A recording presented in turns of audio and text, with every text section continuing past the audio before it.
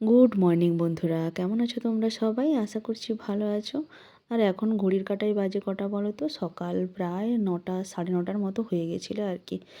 মানে রান্না বসানোর জন্য ওই গাঁটি কচুটা সেদ্ধ বসাবো, ওটাই বসিয়ে দিয়েছি। আর অনেক দিন ব্লগ দেওয়া হয় না, সময়ের কিছু সুবিধা অসুবিধার মধ্যে কাটছিল। যাই হোক, তারপরে ভাবলাম যে নতুন করে শুরু করা যাক, তার জন্য শুরু করলাম আর কি। আর ওদিকে বাচ্চারা তো স্কুলে চলে গেছে, তারপরে মানে সব কিছু স্নান টান সব কিছু কমপ্লিট করে নিয়েছি আজকে। নেওয়ার পরে ওটা রান্নাটা বসানোর জন্য শাকটা কাটছিলাম, গাঁটি কচু দিয়ে এই পালং শাকটা রান্না করবো আর কি, তার জন্য। যাই হোক, আর ওদিকে দেখো মানে মেজদির ছেলে এসেছিলো, ও বসে বসে কিছু একটা খুঁজছিল, কিন্তু কী খুঁজছিল বুঝতে পারিনি। যাই হোক, ও খুঁজে খুঁজে তারপরে চলে গেলো। তারপরে এদিকে আমি সবজি মানে শাকটা কেটে ভালো করে ধুয়ে মানে কড়াইতে মশলা দিয়ে দিয়ে দিয়েছি আর কি। আর কচুটাকে ভালো করে ছাড়িয়ে টাড়িয়ে নিয়েছি। আর এদিকে দেখো এক পিস মাছ, ডিম আর আলু সমস্ত কিছু একসঙ্গে ভেজে নিচ্ছি। মাছটা এই কারণে করছিলাম, কারণ শাশুড়ি মা মানে মাছ ডিম খায় না, তার জন্য আর কি।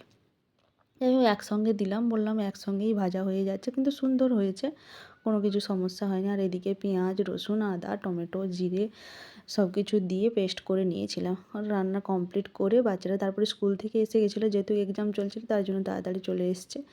এই জন্য দেখো ও মানে পুরো দুপুরটা ঘুমায়নি, নিজে নিজে সেজে গুজে নিয়ে আম খাচ্ছিলো। যাই হোক, সন্ধেবেলা মানে তারপরে অনেকটা সময় পরে রাত্রে চলে এসছে মানে আমার ওদের পাপা আর কি ক্যান্টিন থেকে ওই সব মানে বিস্কিট টিস্কিটগুলো নিয়ে এসেছিলো, ওটাই ভরতে গেছিলাম। ভরার সময় বললাম না, যেখানে ওগুলো রাখা হয় সেই চাবিটাই আমি কি করেছি, নোংরাতে ফেলে দিয়েছি।